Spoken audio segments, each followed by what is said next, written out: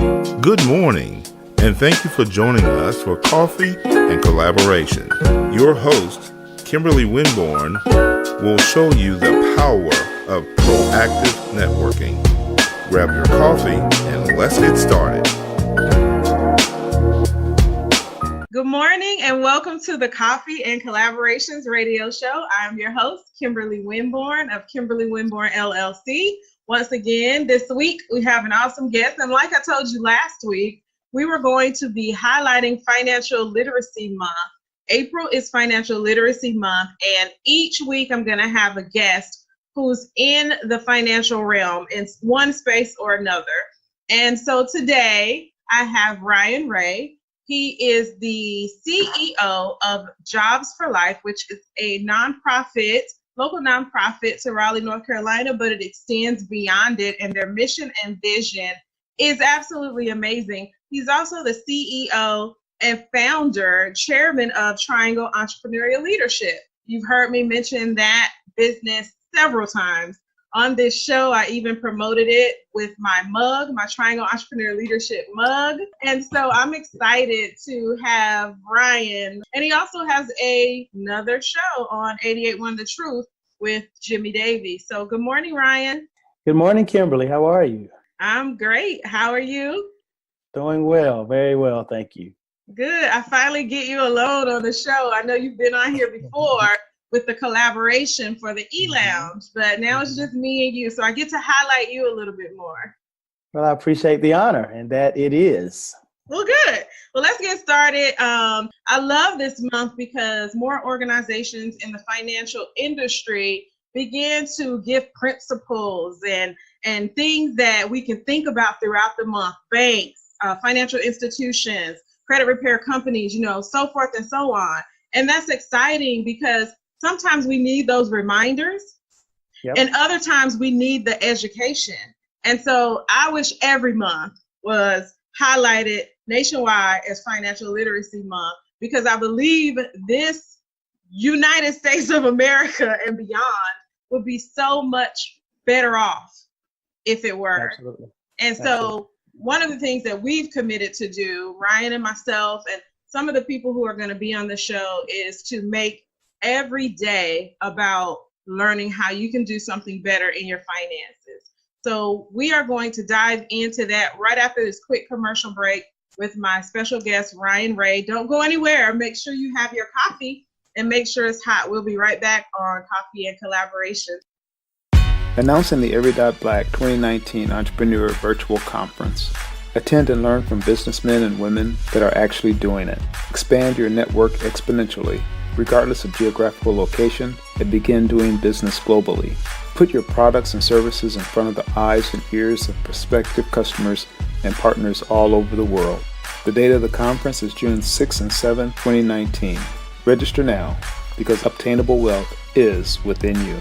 So sign up today for the Every Black 2019 Entrepreneur Virtual Conference at www.every.black/conference, every.black/conference. So give us a call at 919-265-8045 or sign up online at www.every.black/conference.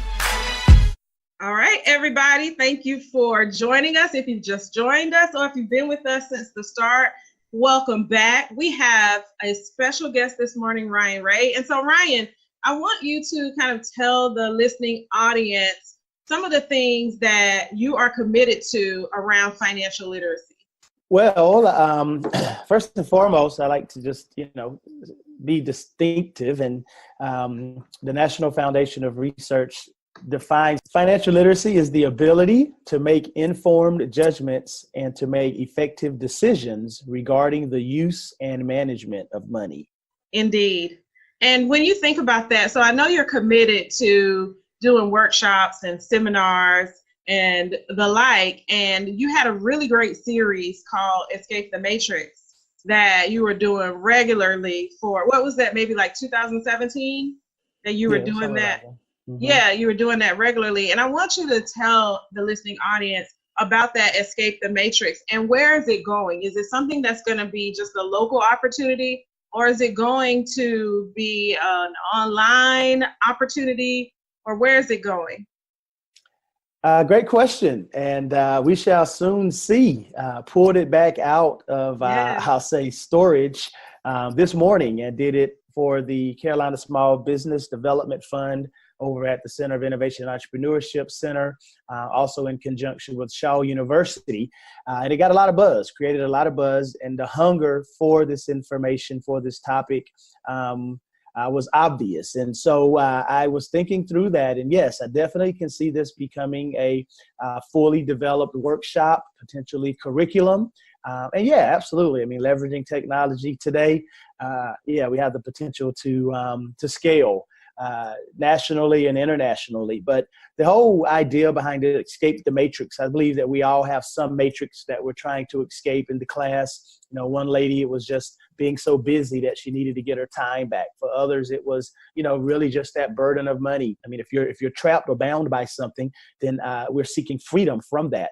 And freedom is possible, but it requires some disciplines. It requires some education and some new information, because we are who we are, where we are, what we are in life, because of our thinking, our programming. And so if we're not getting the results we want, then we need some new information and some new ideas. And that's what we've tried to share through this whole idea of Escape the Matrix.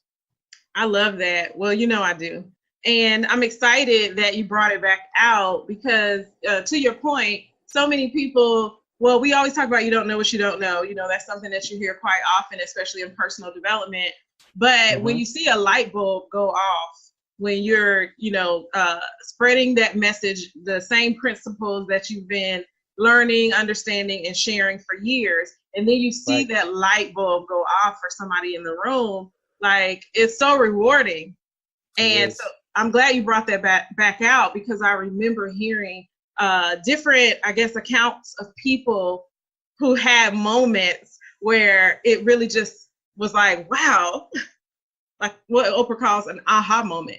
And they actually went out and did something different. So as of right now, it's just going to be monthly, locally, or what's the schedule? So right now, this particular workshop, Escape the Matrix, again, I'm doing it for the Innovation and Entrepreneurship Center, but I'm also doing another series for a local church.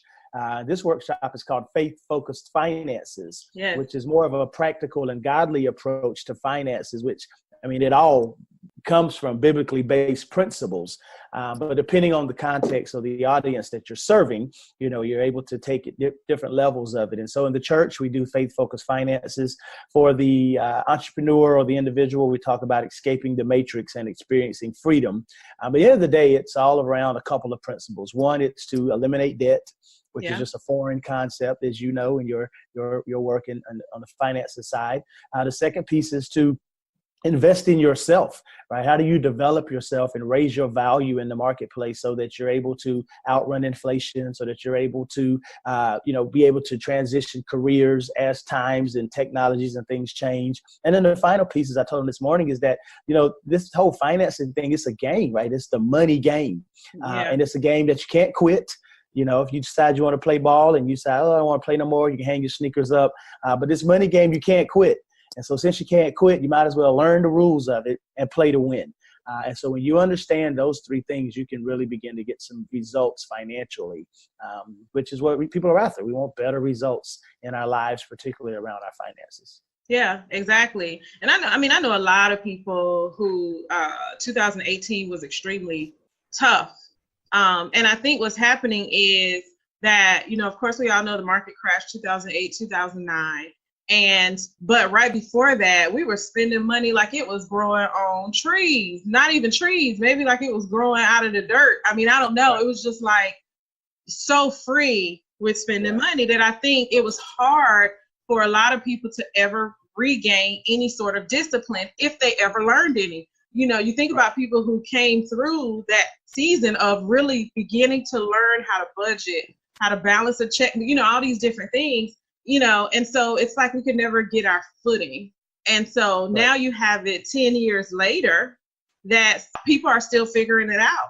And for some reason, that 7 to 10 year mark for a lot of people is tough financially. So there's either a boom and it's Right. a bust. Yeah. And it seems to me like a lot of people had a bust in 2018.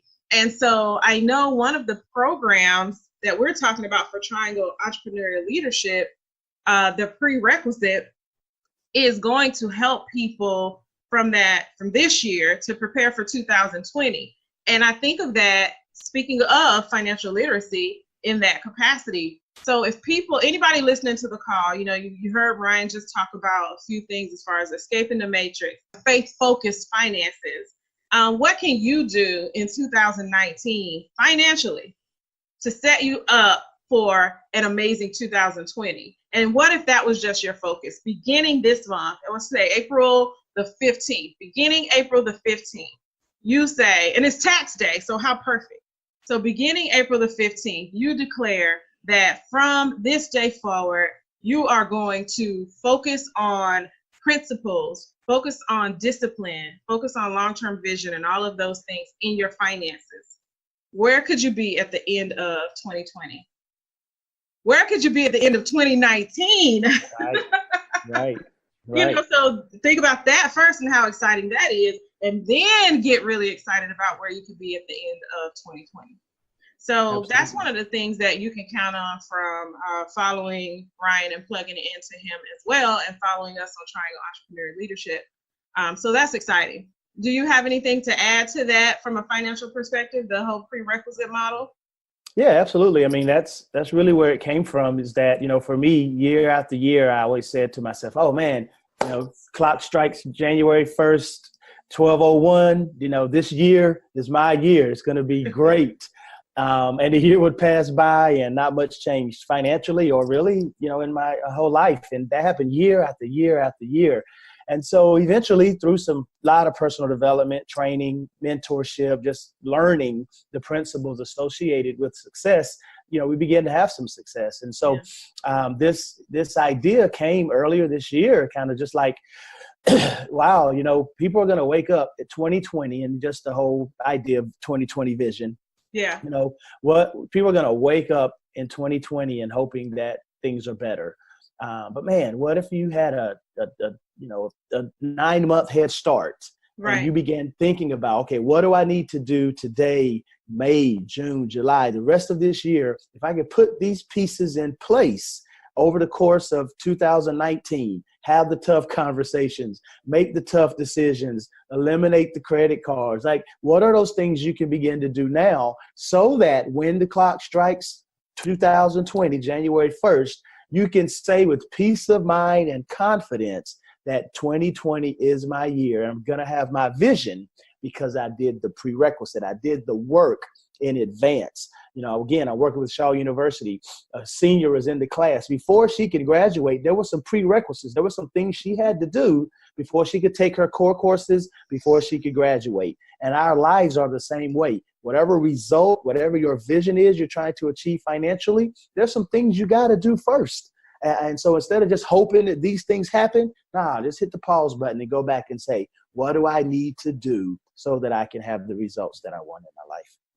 Exactly. I love that. And that is a great segue into talking a little bit more about your start, like how you even got into this lane. And we're going to do that after the commercial break. But I want to give a shout out before we move forward, before we go to commercial break, and highlight the prerequisite event. So again, in partnership, I mentioned them earlier. Make sure Angela listens to this. In partnership with the Carolina Small Business Development Fund, which is an organization all about creating economic development opportunities for individuals, business owners, entrepreneurs, and Shaw University. We are now going to be hosting third Thursdays, the prerequisite, at the Center of Innovation and Entrepreneurship, located in downtown Raleigh at 444 South Blunt Street. Again, that's the Center of Innovation and Entrepreneurship at 444 South Blunt Street this Thursday, the third Thursday, the 18th.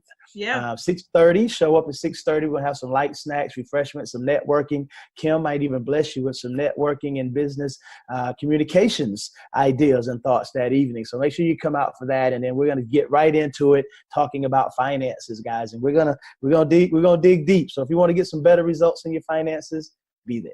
Be there. Yes. So we'll be right back on Coffee and Collaboration to spend a little bit more time with Ryan Ray. So don't go anywhere. Stay tuned. Be right back.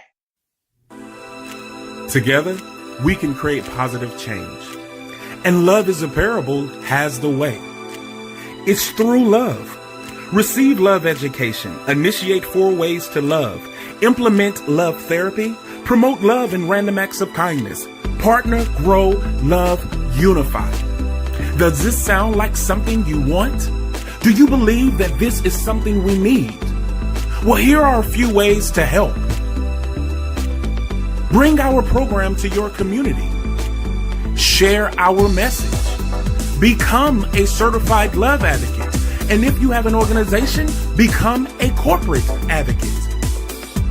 Visit our site for ways to give.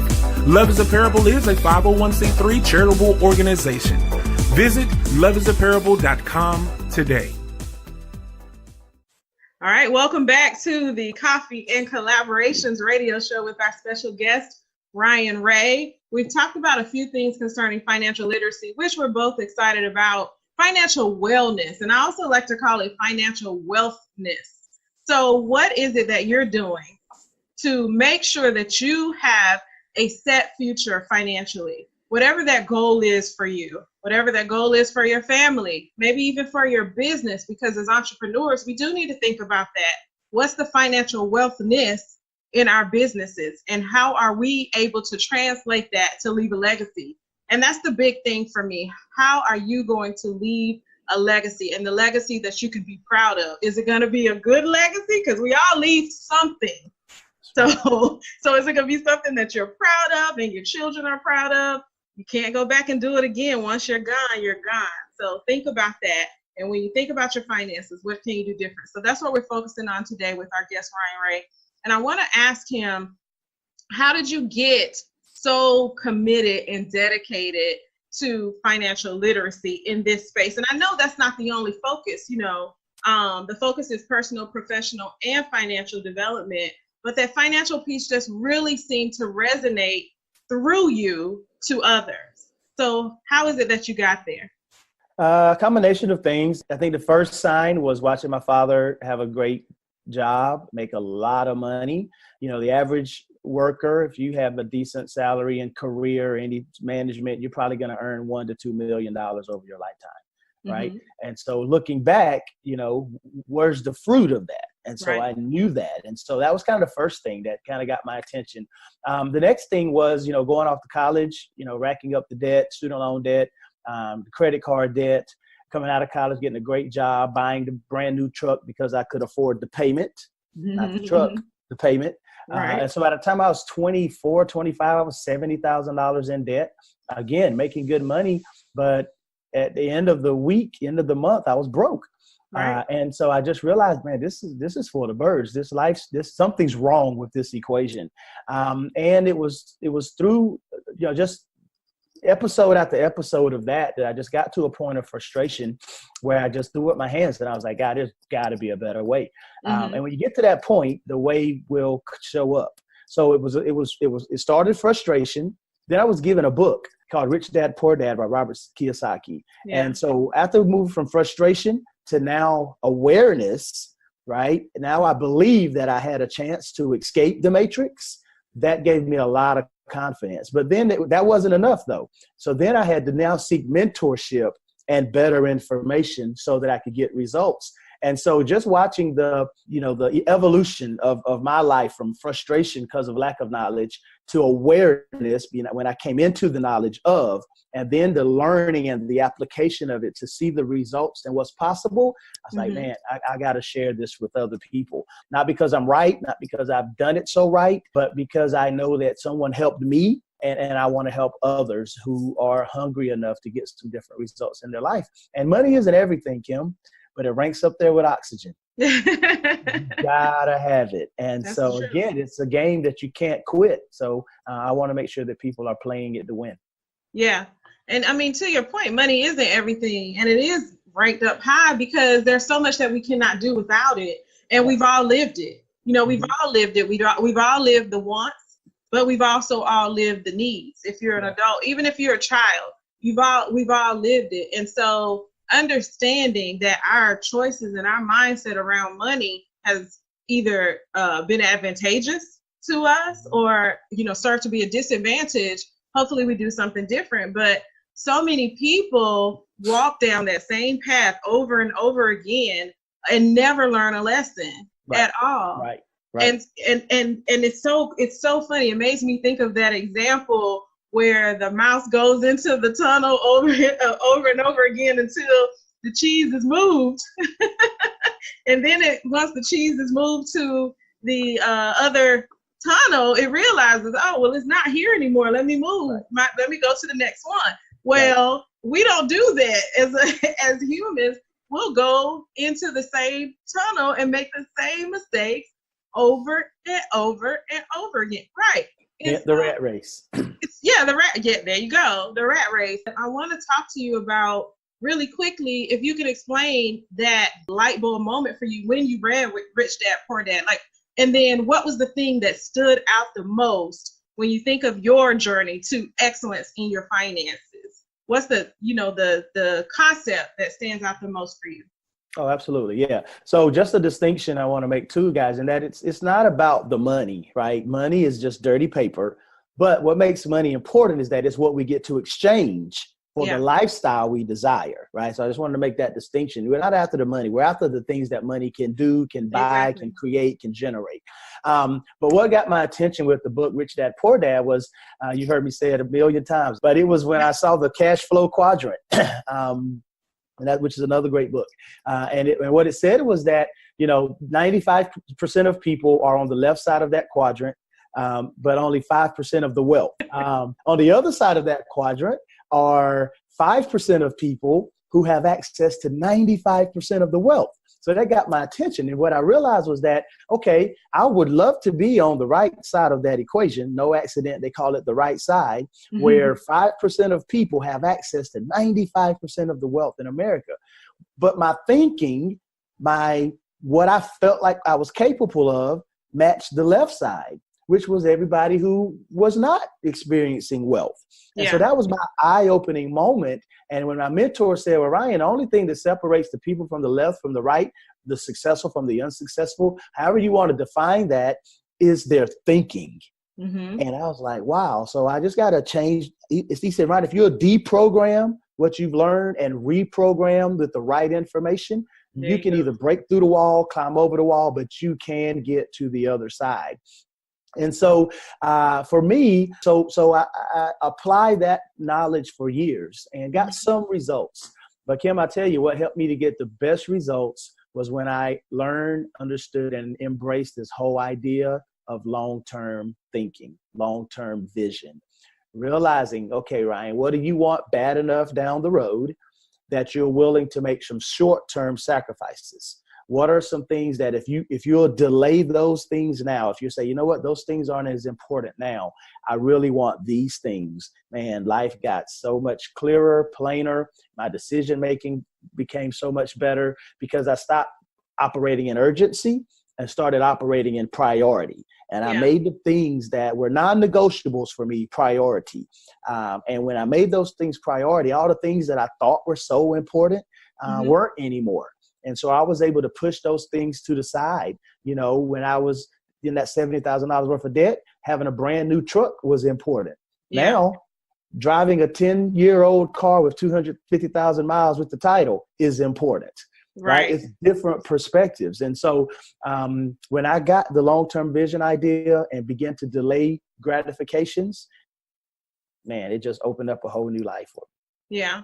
And, that's a foreign concept, to your point. It is. Like, it's a foreign concept. Like, we want what we want right now, and we may not have the money, but we want it right now. And so that's, honorable to be able to go out and now remind people that our parents actually did save up for a car before they got it. Like, oh my God, right?